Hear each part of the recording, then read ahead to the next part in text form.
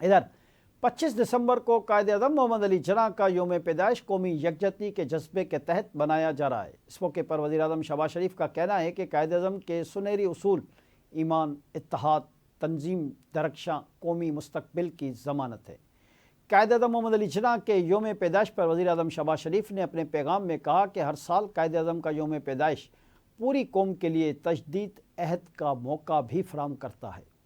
وزیر اعظم کا کہنا تھا کہ قائد اعظم نے بلا تفریق رنگ و نسل، مذہبی ہم آہنگی، معاشرتی رواداری اور انصاف جیسے رہنما اصول کا درس دیا۔